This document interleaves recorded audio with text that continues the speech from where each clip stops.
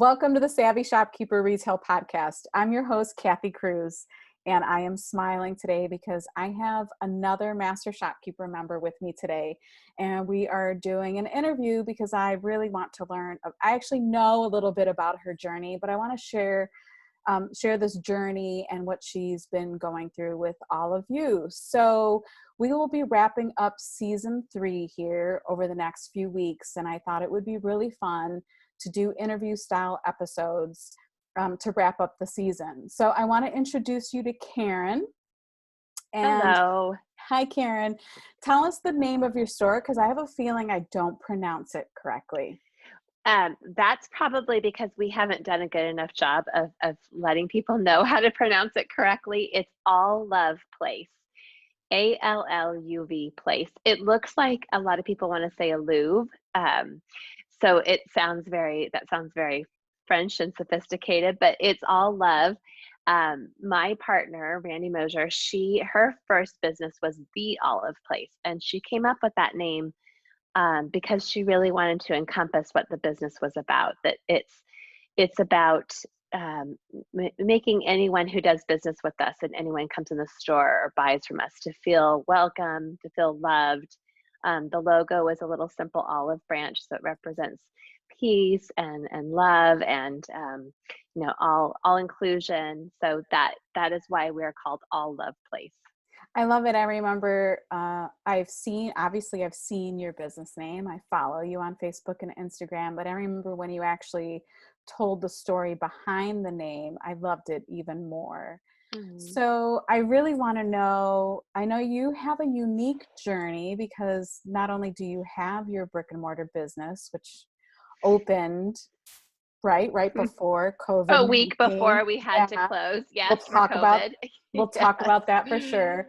But you have a unique journey because you also are involved in another company, and that led you to opening the brick and mortar business. So I interviewed Taylor of the Turquoise Top Hat last time, and it was like the same kind of question. Just tell me about your journey into becoming a shopkeeper.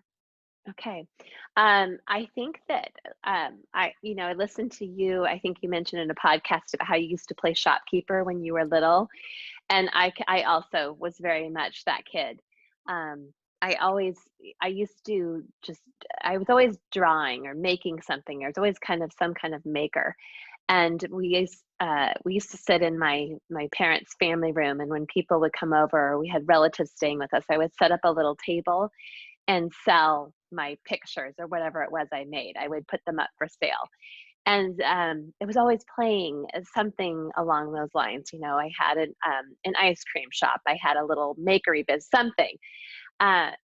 So in my mind, I always thought I'm going to have some kind of little business where I'm making something and selling something.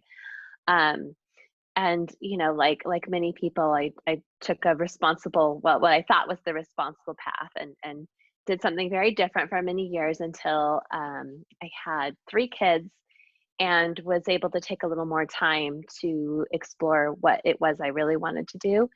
And I got into kind of just painting furniture and making little crafts and things. And I started just by selling them at my kids' Christmas bazaar at their elementary school.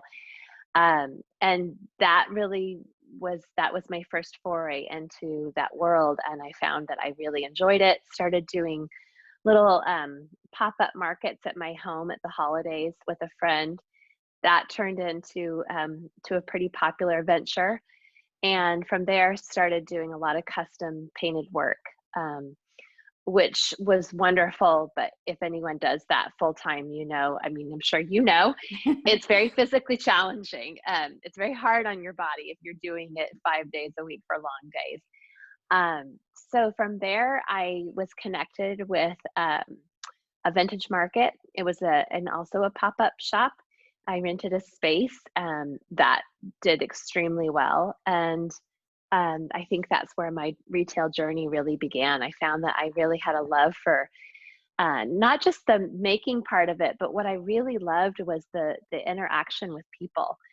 I always worked the checkout desk during our 3-day sale, and that was my favorite place to be, interacting with the customers and seeing the joy on their face as they walked out with their treasures. And I'm a very much a people person. So that was where that began. Through that, chalk paint was introduced to the U.S. And that's how I got connected. I was blogging quite a bit at the time, and had a decent platform, and I got connected into that industry. Started working for one of the companies, and that's what led me to. So I work for. Can I say the name of the company I work Yes, for? yes. Okay, I work for DIY Paint, Debbie's Design Diary DIY Paint. I'm the retail director. So I put a lot of time into that, to helping build that company, and we're really proud of it. Now you still work as the retail director for that I company, do. right? Hmm. And then you opened your own brick and mortar space. I know you said a week before COVID Yeah. closed you down in California. You're in California. What area of California are you in?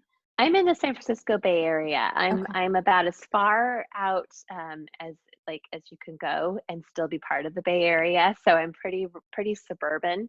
It's in Brentwood, California. It's considered the East Bay part of the Bay Area. It's interesting too because of COVID. I think things are really changing. We have a lot of people who might have commuted to Silicon Valley or nearby areas, and they live in Brentwood because you can buy a lot more home, and schools are very good, and it's a nice quality of life.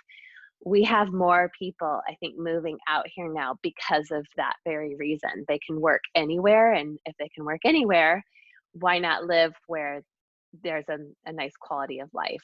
And that's Right. been really the secret to success, I think, for our store as well.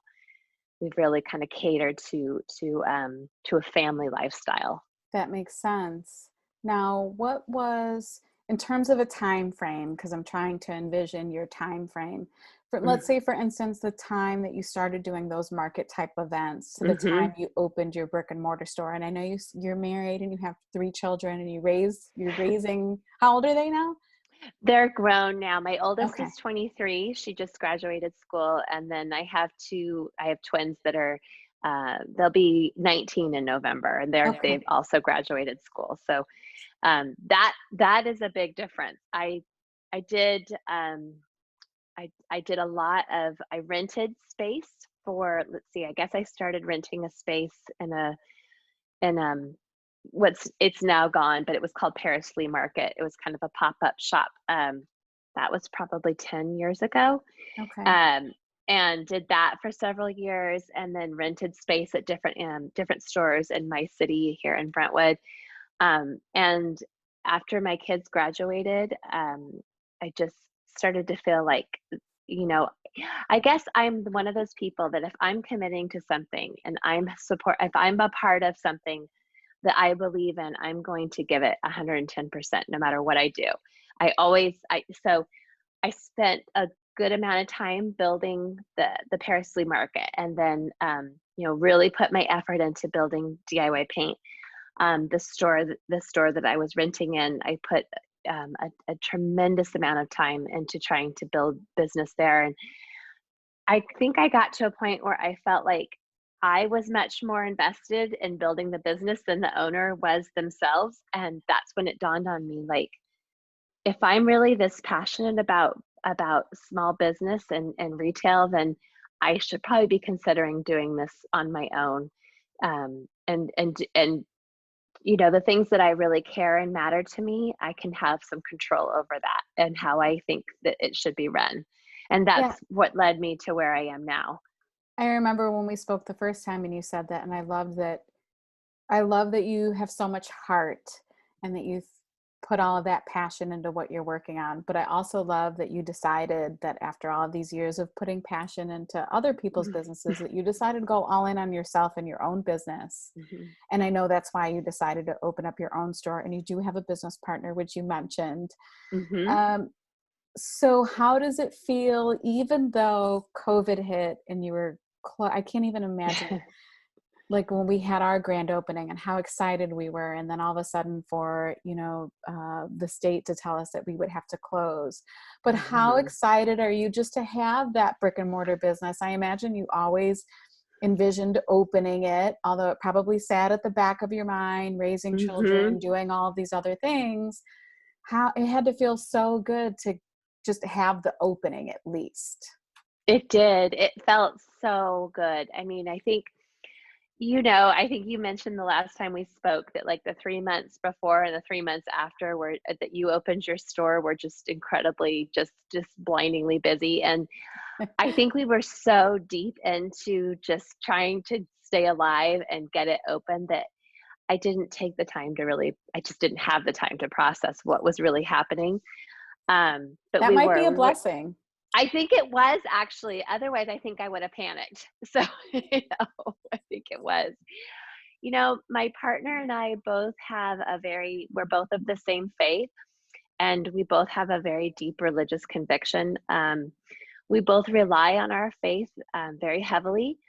And because we both really travel on that same plane, we really never had a moment of panic. We both of us had such deep conviction that this was the right thing to do, that this is what we believe we were supposed to do for our community, and we just knew this might be really hard, but we never had a panic moment where we thought we're going to fail. We knew that we were going to get through it somehow. And we have, I think that's easier said than done. But I think both of us had had our faith tried enough over the years through all life experiences that we realized, you know what? This is not the be all end all. We're going to make it. Yeah, and I think even you saying that, I took a deep breath. It made me feel a Mhm. sense of relief. When you go through life like that, it just makes things so much easier that Yeah, nothing, not even the situation, um, can break us. It can that's change right. us. Yeah. It can mold Mm. us. It might make us cry. It might make us laugh. Yeah. Who knows what it does? But in the end, how you approach life in those situations can make such a big difference. And I love that Hmm. you said um, that you both kind of went into this with that same approach and you never panicked. Hmm. And I Yeah. get it. Even if you did panic, for those that are listening, I I know. understand that too. I'm sure personally, I did not handle the past 6 months with the most grace in every situation. But when you were talking about it, it made me breathe. Like my shoulders went down. Oh, That's so oh, great. thank Yeah. you. So Thank you. I'd really like to know, and I want you to tell everyone. So it's Alluv, Alluv Place, right? Yes. Tell us about the store because I think it's more of a lifestyle store, correct? Yes. And Yes. I don't think I've talked about lifestyle stores yet, although they have become really popular. So tell me what that means to you and what your store offers. Our store has, I would say, so we have yours, mine, and ours. That will change probably in the future. But going into it, Randy brought already had an established women's clothing business. She did a lot of pop-up shows at wineries and things like that around our area. She's very successful with that. I had my paint, and I sell iron orchid design, and I had a lot of people follow me because of my furniture know-how. So we each had these established businesses, and we decided that there was nowhere in our town to there's little boutiques with a few little gifts and a few unique items, but really nowhere to get everything in one place. There was nowhere to get a nice baby gift. We have Target and those things, some department stores, but not the kinds of things that you want that feel like they're special. So we really decided that was what was missing. So we have the clothing, and then we're both launching some graphic tees line together. We have a really nice baby boutique. We try to buy from businesses that also give back. So that's kind of been our intention of trying to purchase from companies that also do good in the world. So some of our baby things, the different wholesalers also have programs they sponsor. We have a lot of home entertaining, which is actually, we're kind of shifting a little bit now that people are not entertaining as much. But things that home gifts, things for your kitchen, lots of just nice serving dishes and towels and um, we have a pretty big water community out here, and a lot of people spend a lot of time on the water on the Delta. So we have things that sort of cater to barbecues and things like that. Um, then we have the paint and Iron Orchid Design, which is furniture and decor embellishments. They're really fun to do all kinds of creative projects with. So, and then we also get, we have a lot of what we call girlfriend gifts. So we have cute frames and just things that we get a lot of women who like to buy things for their, especially I think during this time of shutdown, people can't necessarily socialize and the way that they like to. So if they get together with their friends outside, they want to be able to give something. So we have a lot of things that um, people buy for their friends. Again, they like to get the tea towels, or they like to get, cute little plaques with cute girlfriend sayings on them, things like that. So that seems to do very well for our community as well. And how big, just to give people an idea, how big is your retail space, if you know the square footage? Yes. I think our usable retail space is about probably about 1,700 square feet, maybe a little bit Okay. more. So it's nice. It's a old building, it's makes it really fun. We have a little historic downtown. The building itself has a lot of really interesting history. It was a bar and a restaurant, and then it was a speakeasy, and there were tunnels that went between our the basement of our store and other bars in the city. So it's kind of neat. We have some neat history. Um, it's very open. It's just one big, huge open space, and there's tons of natural light. So it feels very inviting and very welcoming when people enter. We have very high ceilings. We really feel very fortunate to have that space. It is an amazing space, and at the end, we'll be sure to share where everyone can follow you, so they can Okay. so they can see pictures of the store and visit the No, website. thank We'll you. definitely talk about that. So, just a few questions off of when you were talking about your business. You said yours, mine, and ours. Is that like a Yes. tagline that you use?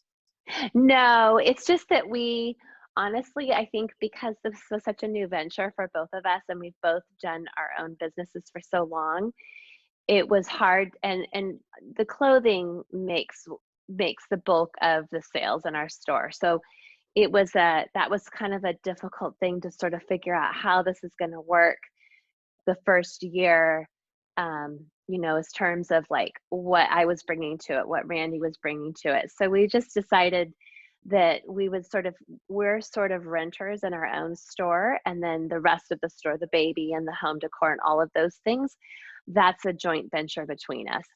Okay. Now, that will probably change in the future, but for now, that's working really well for us. We've found a pretty good way to work to, have a partnership, and we talk about that it's like it's our other marriage. Right. It really is. So I know. Yeah, and I'm sure I actually have another interview scheduled with someone who also had a partnership, and unfortunately that didn't go well. But sometimes you hear some amazing success stories, and you hear some where they didn't work out so well. Some who walk away mutually, and they're happy Yeah, either walking away or changing or pivoting. It's different for everyone. So I don't want it everyone is. to think that having a partnership is an awful experience. It's not always an awful experience. No. I just want to mention that too. So, but you do have in your store, are you selling your furniture pieces? Are you still doing that? You know what? Can I just go back to the partnership comment for a second? Yeah. So in a previous business, it was not necessarily a retail type setup. It was more like distribution with a little retail. I did have a partner, and it did not end very well. I mean, it ended amicably, but we had very different ideas for what we wanted out of the business, and very different ideas about a work ethic. And at the end of the day, when we did all of our, got all of our taxes filed, my CPA said to us, she said, I have seen very few partnerships work. And she said, it's very rare that it works. And I thought, and this person was just challenging. I'll have to just say, I like to think I'm a pretty easygoing person. And so I had it in my head, I'm never going to do this again, never going to have a partner again. And when this arose with my friend, we've been friends for probably 20 years, not super close friends, but close enough that we knew each other's stories and families and things. I had to do a lot of soul searching, but one thing and that really stuck out to both of us is that we've both been, and not marriage being perfect, but marriage working really well. We've both been married to the same person for 25 years. And I'd like to say we have really good marriages. We're very happy with our spouse, but that's been work. So we really felt like that was a good indicator. If you can make a marriage work for a long time and you've learned to communicate really well, then if you find that match in another person, that makes a big difference. I think the biggest thing that between partners is respectful communication. That's, I think, a big breakdown sometimes. It's just not. Yeah. For sure. And I'm glad you mentioned that, because some people who are considering partnerships out there, that's something that they have to really, really consider and practice moving forward. Yeah. So just to go back to the question, it was just, I'm trying to help people envision the store, and I'm just wondering if you merchandise stuff on your own furniture pieces, and I'm guessing you do. Yes. So I do to some degree. Honestly, I would love to do more, but it's been so crazy busy just getting it up and running. So I have had some furniture in there that we do use to merchandise that I also have been selling. But ideally, we'd love to do more. My personal vision for how a store that I like to shop in is where you have a mix of new and upcycled, and that's a lot of our display is that it's upcycled things that it's not just shelves. It's a very warm. It kind of looks like how we would like to maybe someone's home to look. Right. That's what we always say too in our store. It's just, it's eclectic, but I like when people come in and say that it feels warm and welcoming, and that it all flows nicely. And that's really important, because when you have an eclectic mix, it can seem like, my mom would say, chippy choppy. Oh, that's funny. And we don't want it to be chippy choppy. I could probably go, the things my mom says are hilarious. I like it. So we only have a few minutes left. I just want to ask a few questions. When you decided to join Master Shopkeepers, can you tell me why? Because now you've been in, I want to say 4 months. I think it's been about 4 months. So I've listened to your podcast, I think, since day one.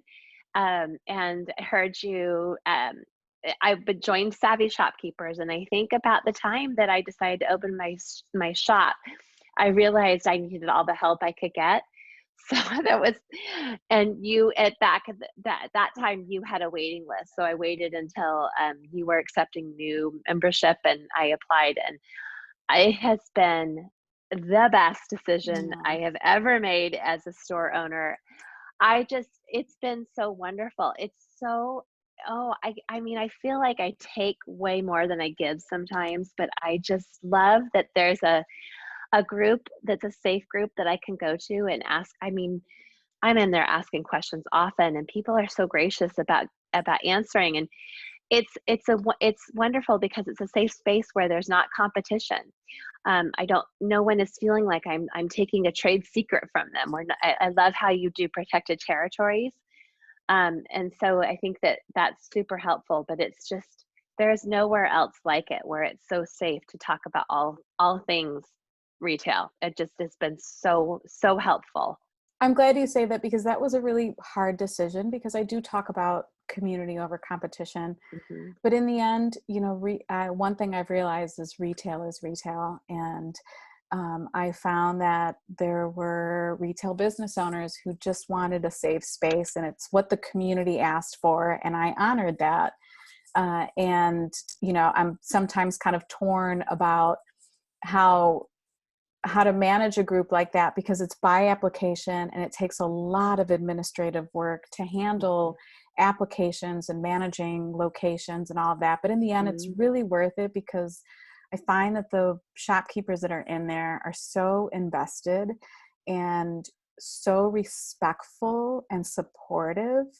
And I think it is because they feel like it's a very safe space for them. And that's usually what I want to create in communities, or safe spaces, but that one even more so. I also want to say, because people, listening may not know you, is that you're one of those people who came in and just, excuse me, you took every bit of information in. And I remember when you first messaged me, I think it was on Instagram, and you were so Yeah. grateful, even for the free content that I was putting out there.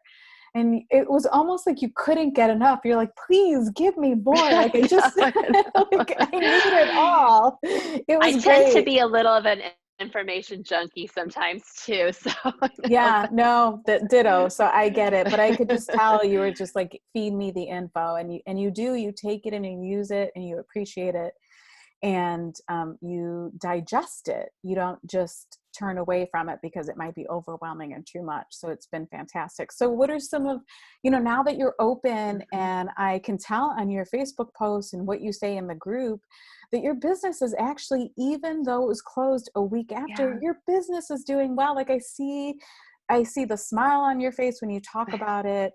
So through Master Shopkeepers, is there anything in particular, or a few things that really helped you become that successful business owner, especially through this virus? Yes, some of the things that have really helped me were the Master Shopkeepers course that I downloaded all of it, and little by little by little, I went through every lesson. That was extreme. Even if they're not things I've necessarily applied, just having that knowledge, there is a lot to be said for having confidence in your business. And I really believe that if you can get yourself to a place where you may not know all the answers, but you're confident that you will figure it out, that's probably my biggest takeaway from Master Shopkeepers. I may not, there's so much in fact, there's far more that I don't know than I do know, but I'm confident there's tools there to help me figure it out. And if you don't have it in the Shopkeepers Academy, I can go to that group and ask. And I think that's the overarching thing that I've taken from it, is a level of confidence that there's always someone who's got our back. There's always someone who can answer questions. The other thing I think were just, especially all of the tips that you had during your the shutdown. Your, I can't remember what you called that series The on. reopen with confidence. Yes, those Speaking things of were. confidence. Yes, they were extremely helpful in just seeing what other people were doing. Um, we've just, we're going live twice a week, every week. We do one is a DIY project and one is clothing. And maybe we don't see direct sales from that, but I know that people are watching, and I know it's got people coming into the store. It has people paying attention to what we're doing. And most important, we are staying in front of people. That's, I feel like, the number one, especially during a time when they couldn't actually come in the store. We wanted people to always know we're still here, and making that connection with them. And that's fantastic, because, especially only being open for a week, you could have easily just thrown in the towel and said, like, oh, I can't believe I just went through that. I'm just going to throw in the towel. We'll worry about doing a grand opening when all of this passes. When now we've moved forward 4 months and we still have no idea when Yeah, this is going to pass. So kudos right. to you for just saying, I'm going to make the best of it. We're going to connect with our audience. We have people that follow us. They want to shop. We want to serve them. So that's fantastic. So I'm going to try to wrap this up, because I have a feeling, and I said this before when we talked, like, I feel like we could talk for hours. Me But too. what are your goals for Alluv Place, aside from like opening again? I know, exactly. Aside from, um, we really would like to be able to be that go-to store, not just for our area, but for, for a greater area, for for the Bay Area. Ideally, we'd like to push out nationwide. We have very grandiose lofty goals in our head. So we'll, but we really want to be that place where when people think of they want to get a gift for someone or they want to feel good, buying something, that they will think of us first.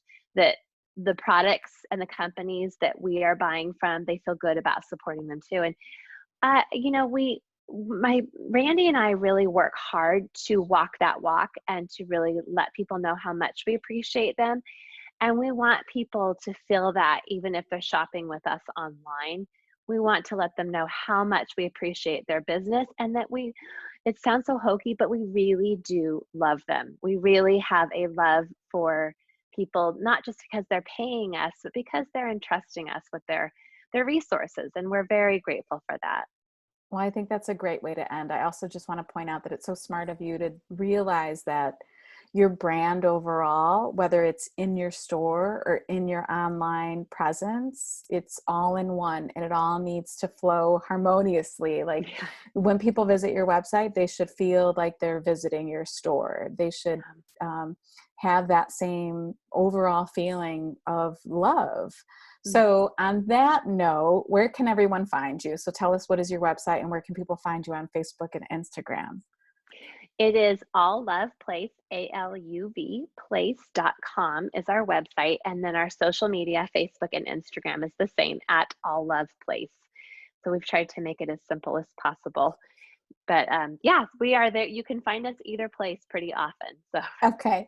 I love it. That makes it easier. The easier, the better. I always say to people when they first start, if anyone's listening and you haven't started your retail business, try to get the same name across all platforms, on Facebook, on Instagram, your website. The simpler, the better. Don't try to be unique.